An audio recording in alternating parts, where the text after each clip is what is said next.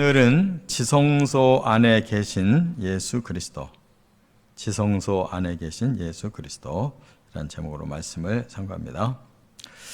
이제 35장부터 시작된 성막 이제 건축이 이제 실제로 이제 진행되는데, 35장에서는 하나님께 봉헌하는 예물과 또 기술자들을 이제 선택을 했고요. 이제 36장으로 넘어와서는 성막을 일단 짓게 하셨어요. 그리고 이제 오늘 37장부터는 이제 성막의, 오늘은 내부, 이 37장은 성막 안에 있는 내부 기구를 만드는 거, 또 다음 장은 성막 밖에 있는 외부 기구를 만드는 거, 이렇게 지금 체계적으로 성막 공사가 이제 진행되고 있습니다. 근데 오늘 이 37장에는 이제 성막 안에 놓여질 기구를 만드는데, 성막은 두 개가 있어요. 앞에 쪽은 성소, 저 안쪽은 지성소. 그런데 이 성소는 이제 제일 중요한 곳이 안에 있는 지성소예요.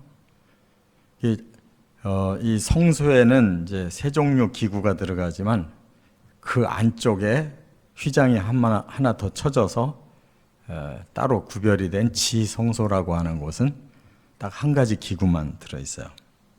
그걸 이제 증거궤라고도 하고 법궤라고도 하고 언약궤라고도 이렇게 말을 하는데, 이곳은 평일에는 제사장이 들어갈 수가 없어요. 제사장은 성소까지만 들어갑니다.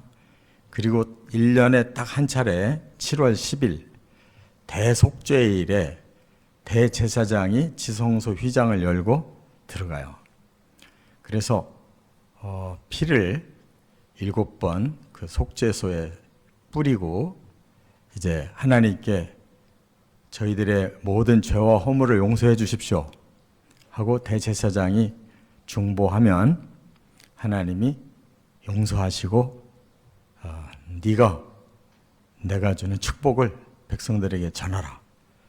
그러면 이제 민수기 6장의 말씀대로 대제사장이 전체 회중을 향하여 이제 여호와는 하고 이렇게 축도를 하는 거예요. 그렇기 때문에 성막 중에서 제일 중요한 장소가 지성소고, 그 지성소에 있는 이제 증거궤라고 하는 말은 하나님이 증거의 돌판을 주셔서 그 궤에다 넣어놨기 때문에 증거궤라고 그러는 거예요. 또 법궤라고 하는 것은 율법에 613가지가 있는데 그것을 토탈을 내서 10가지로 핵심을 말한 게 십계명이잖아요. 그것이 돌판에 쓰여져 있기 때문에 법궤인 거예요. 그 다음에 언약궤라고도 하는데, 바로 하나님은 그 말씀을 바로 이스라엘 백성들에게 주셨는데, 그게 바로 구원 언약이었어요. 이대로 살아라. 그러면 내가 너희를 내 백성으로 삼고 또 나는 너희의 하나님 되어주겠다. 이렇게 약속을 했단 말이에요. 그렇기 때문에 그곳에 바로 언약궤가 되는 것이다. 그런 말입니다. 그렇기 때문에 지금 이제 오늘 본문에서는 지성소 안에 언약궤가 있는데, 이 언약궤, 이 궤 안에는 돌판이 들어있지만 이 궤라고 하는 이 상자의 위에 파는 속죄소라고 그래요.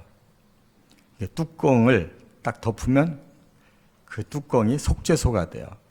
그래서 피를 거기서 뿌리는 거라. 하나님이 그 희생 제물의 피를 받아들이고 백성들의 죄를 용서하시는 거예요. 용서하면 의로운 자가 되니까 이제 축복을 하시는 거예요. 이게 오늘 본문의 이제 중요한 메시지가 된다 그 말입니다.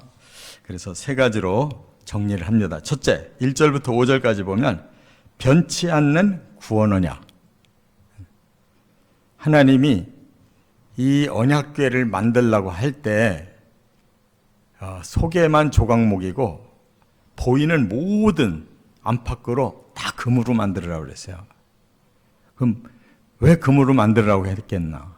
그걸 생각해 봐야 돼요. 우리 사람들의 생각은 금 그러면 굉장히 값어치 있는 비싼 거, 요것만 생각하거든요.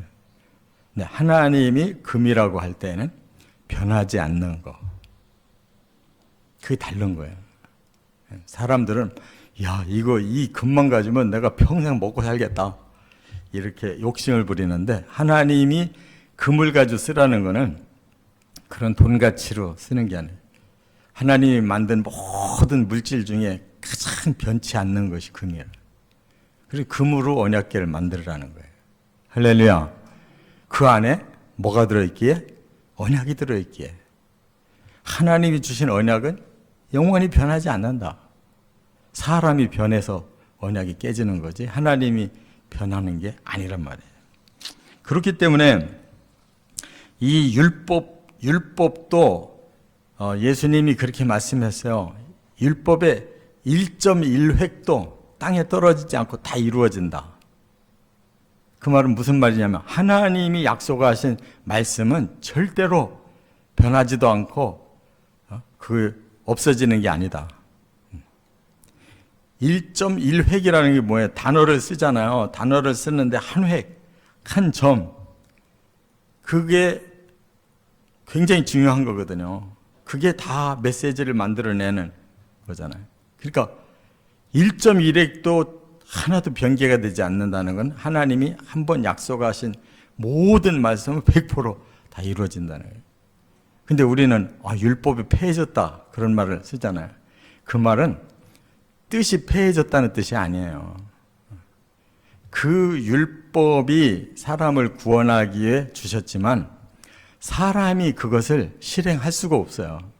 하나님이 모르고 주신 게 아니에요.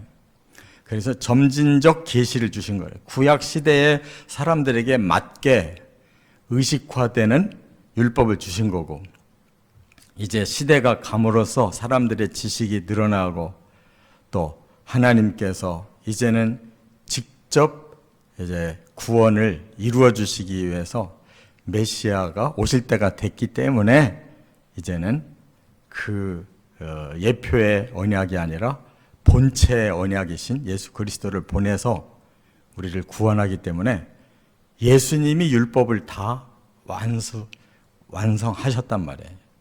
다 지키셨다. 예수님이 지키시고 우리는 그냥 예수님이 주신 복음을 믿기만 하면 된단 말이에요. 할렐루야.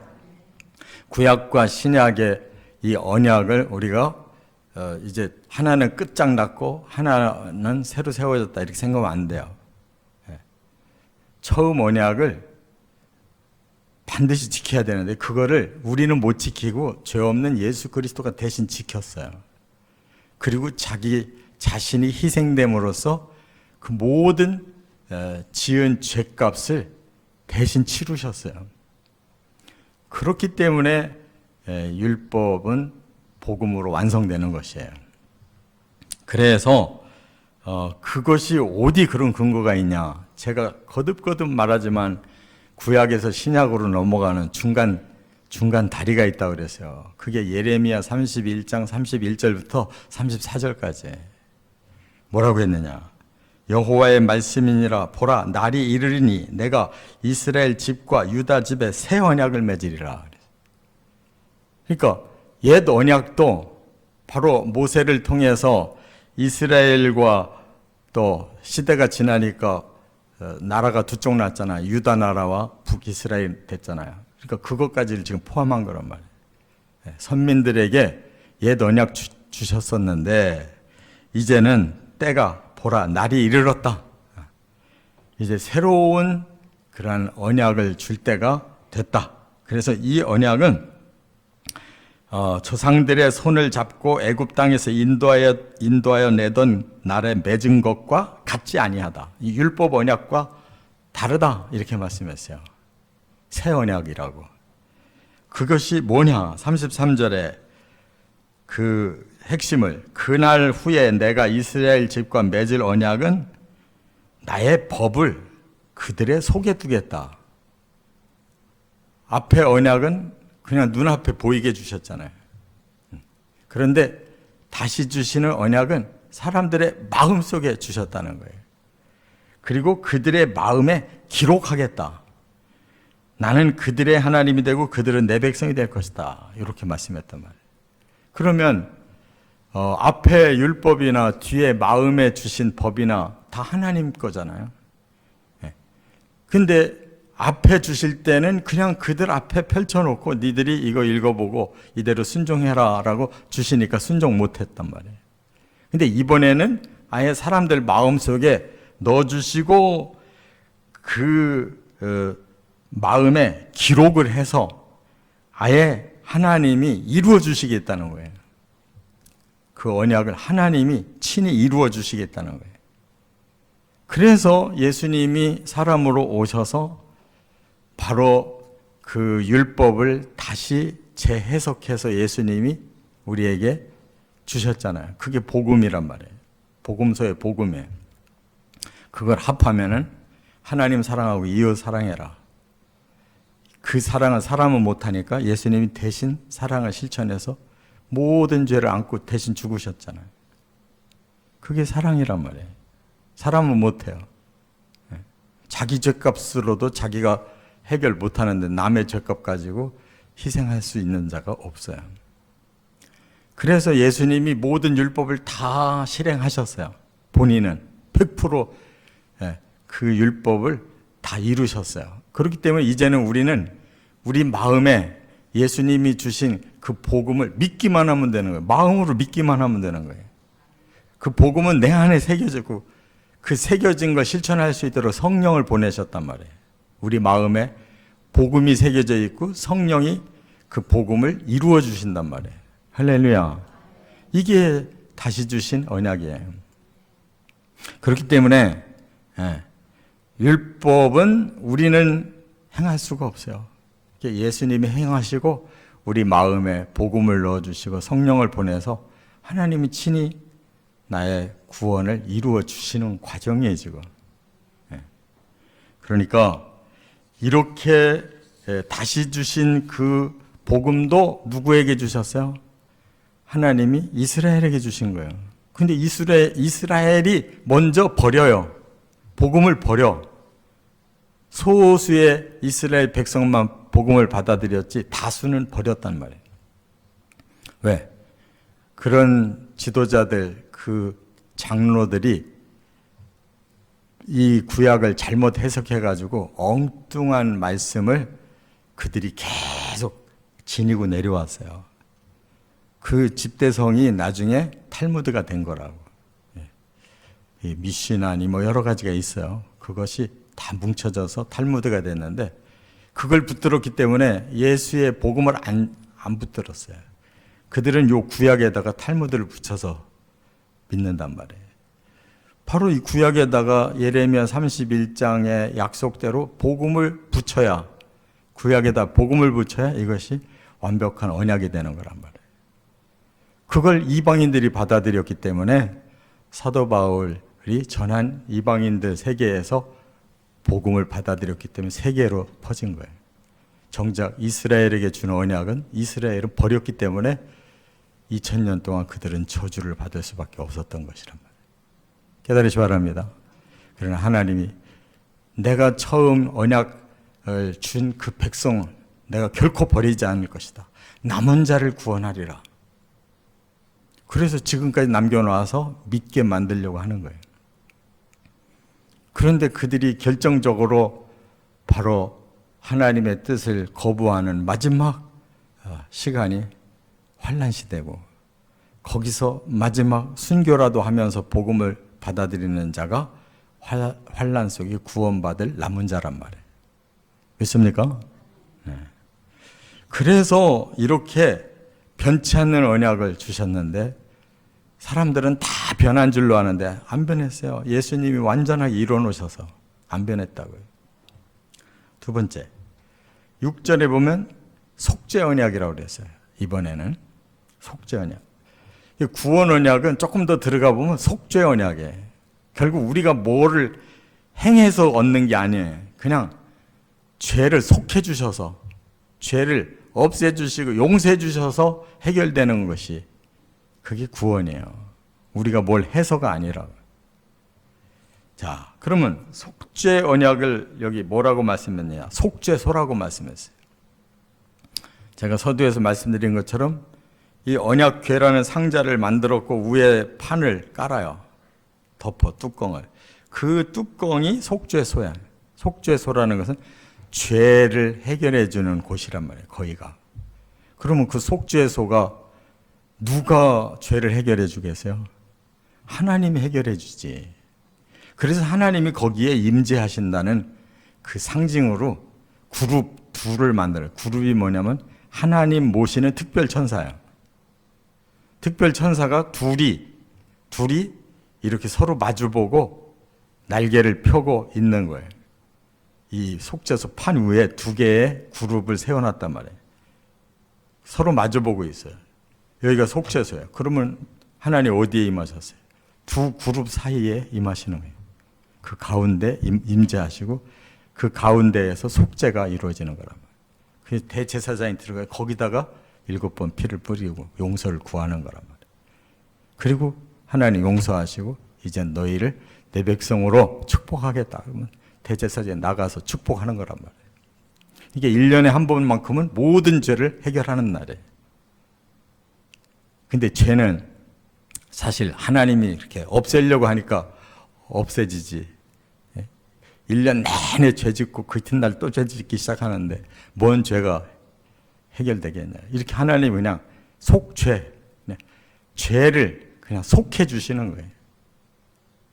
그래서 구약도 은혜로 구원받은 거지 율법을 지켜서 구원받은 사람 단 하나도 없어요.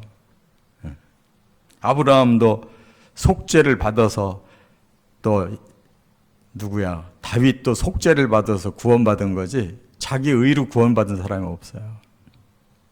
그렇기 때문에 히브리서 9장 11절에 이렇게 해석을 해놨어요. 그리스도께서는 장래 좋은 일에 대제사장으로 오사 손으로 짓지 아니한 것 곧 이 창조에 속하지 아니한 더 크고 온전한 장막으로 말미암아 염소와 송아지의 피로 하지 아니하고 오직 자기의 피로 영원한 속죄를 이루사 단번에 성소에 들어가셨느니라.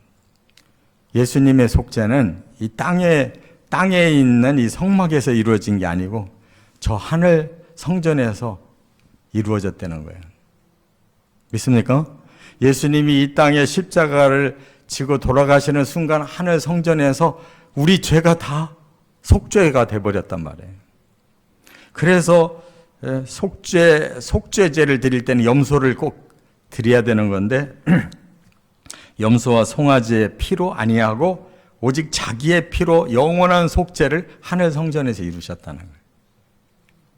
그러니까 예수님은 이 갈보리 산 위에 십자가를 지신 것이 하나님이 계신 그 성전에서 그 속죄의 피를 받아들이셔서 온 인류의 죄를 없애기로 이렇게 결정하시고 이행됐단 말이에요. 그러니까 우리는 예수의 이름으로 하나님 앞에 제 죄를 용서해 주세요라고 기도하면 하늘의 성소에서 항상 속죄가 이루어지기 때문에 우리 죄를 용서해 주신다는 거예요. 할렐루야. 이게 영원한 속죄라는 거예요. 이것이 영원한 속죄. 대제사장 1년에 한 번씩 들어가서 속죄할 게 아니고 이제는 하늘 성소에서 속죄가 이미 이루어졌기 때문에 우리가 믿음으로 예수의 이름으로 회개하면서 용서를 구하면 하나님은 그 믿음을 보시고 그 약속대로 죄를 계속 속죄하고 계시는 거예요. 그대로 세 번째 7절부터 9절 하나님의 임재 언약을 주셨어요. 하나님은 저 하늘나라에 계시는 분이에요. 영이시기 때문에 볼 수도 없어요. 그런데 하나님이 이 이스라엘 백성들에게 하나님을 느끼도록 하나님이 여기 계시다라는 것을 느낄 수 있도록 바로 그 속죄소에 오신다고 이렇게 그룹을 세워서 그곳에 내가 항상 있겠다라고 약속하셨단 말이에요. 그러니까 하나님이 사람들과 함께 계시는 거예요. 그걸 보고 뭐라고 그래요? 신약에서 임마누엘이라고 그래요. 그래서 구약시대에는 속죄소에 오신 하나님인데 신약시대는 하나님이 사람이 되셔서 그리스도로서 이 땅에 직접 오셔서 이스라엘 땅에 오셔서 마리아에게서 태어나셔서 사람들과 함께 하나님의 나라를 이루셔서 십자가에 죽으시고 부활하시고 승천하셔서 이제 진짜 하나님 나라를 준비하러 가셨단 말이에요. 우리를 위해서 오실 거란 말이에요. 믿습니까? 다 준비된 천국을 오실 때 우리가 아멘 하고 들림만 받으면 되는 건데 지금 천국을 가고 싶어 하는 사람이 없어요. 보니까. 아유, 하나님 여기 일이 너무 바빠가지고 아직 지금 오시면 안 되고 나 지금까지 하나님 위해서 제대로 준비가 안 됐습니다. 아직 나 죄 많이 짓고 아직도 멀었어요. 지금 오시면 안 돼요. 대부분이 이런 사람들이에요. 우리가 죄가 없어서 천국 가는 게 아니고 예수님이 항상 내 죄를 해결해 주시기 때문에 천국 가는 거예요. 할렐루야. 그러니까 예수님이 우리를 위해서 다시 성령을 보내주셔서 우리 마음에 기록된 복음을 성령이 지금 이루어주고 계시는데 뭘 걱정하냐고. 그게 내 마음에 성령이 계신 줄을 몰라, 사람들이. 내 마음의 복음을 우리의 마음에 이루어주시기 위해 성령이 지금 역사하고 계셔요. 그 말씀으로 들어가는 사람은 다 성령이 우리도 모르게 우리 안에 계셔서 신령한 능력을 주고 계시는 거예요. 변화가 오는 거란 말이에요. 할렐루야. 변화가 되고 있어요. 우리는 성령이 이렇게 우리를 사로잡고 계셔요. 근데 자아가 살아나면 성령이 소멸되는 거예요. 나라는 내가 나를 인도하기 시작하면 성령을 인도할 수가 없어요. 죄인이 지멋대로 막 살겠다는데 성령이 어떻게 그를 막아? 못 막아요. 그래서 성령이 나가시는 거예요. 그래서 많은 신자들에게 복음은 그냥 기억만 하고 있을 뿐이고 성령이 안 계시니까 이걸 해결이 안 돼가지고 자기 자아로 해결해 보려고 하니까 예수 믿으면 이중으로 무거운 삶을 사는 거예요. 율법보다 더 힘들어 지금. 그러니까 예수님을 우리가 완전히 우리 마음속에 모시고 살면 복음과 성령이 역사하는 거예요.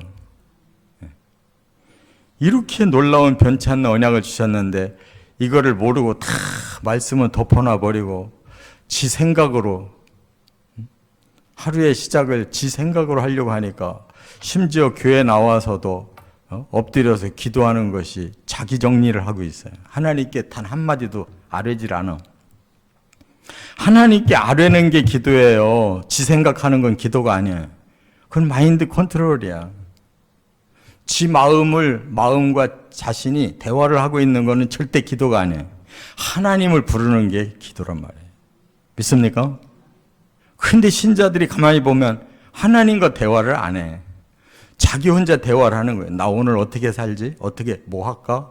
뭐를 할까? 이러고 살고. 그거는 기도가 아니에요. 하나님 오늘 이 문제 하나님 어떻게 하면 좋을까요? 로 물어봐야지. 하나님께 응답을 구해야지. 그러니까 기도할 일이 없는 거예요. 지금 나가서도 얼마든지 생각할 수 있으니까 그냥 잠깐 기도하는 척하고 가버려요. 그러고 지 생각으로 막 그냥 꽉 차가지고 막 하루 종일. 그럼 하나님 생각이 안 나는데 내 복음이 움직이겠냐고. 성령이 역사하겠냐고. 그러니까 많은 신자가 가짜예요. 가짜. 우리가 하나님을 만나려면 집중을 해야 될 거 아니에요. 내 자아를 자꾸 내려놓고 하나님을 부르짖어야 될 거 아니에요. 그게 안 되니까 이렇게 엉망으로 사는 거라. 형식만 다 지키고 있어요. 하나도 변화가 안 되고. 그러니까 거룩한 영이 임해야 내 마음에 변화가 오는데, 거룩한 영이 임하지 않고 있으니까 그냥 계속 자기 생각에 골똘해 살으니까 그 얼굴이 그냥 죽을 상이고 무거워 죽어, 삶이. 단순하게 살아야 됩니다. 믿습니까? 네. 예수님만 모시면 되는 거예요.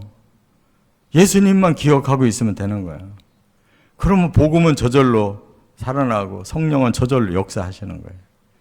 그냥 나를 자꾸 비워야 돼. 우리의 본성이 자꾸 살아나거든요. 사탄은 자꾸 찝쩍거려가지고 우리 본성을 자꾸 들고 일어나게 한다고요. 이 영적 싸움이에요. 그래서 성경 말씀 아무리 공부해도 다 귓등으로 듣고 지나가고 예수님이 내 안에 안 계시면 아무것도 소용없어요. 정말 사랑하는 분은 예수님밖에 없어요. 내 죄를 위해서 대신 죽어주신 분이 예수님밖에 없는데 그 예수님을 사랑하고 그 예수님만 모시면 되지 뭐 다른 게 복잡한 게 뭐가 필요해. 그래서 예수님과 모든 걸 상의해야 된다면 모든 걸 예수님과 상의하라고. 그러면 하루의 삶도 예수님과 함께 사는 거예요. 1년 동안 예수님과 함께 살고 남은 평생 동안 예수님과 함께 사는 거라고. 그러면 됐지 뭘 더 필요한 게 뭐가 있어. 응? 정말 성경의 원리는 예수 그리스도에게 달려있는 거예요. 이거 하나만 터득되면 다 되는 건데 이게 안 되잖아요. 응? 뭐 성막 다 몰라도 돼요. 예수님만 알면 돼. 예수님이 저와 여러분의 삶을 이끌어 가시도록 내 마음에 다 비우고 예수님만 모시기를 주의 이름으로 축원합니다.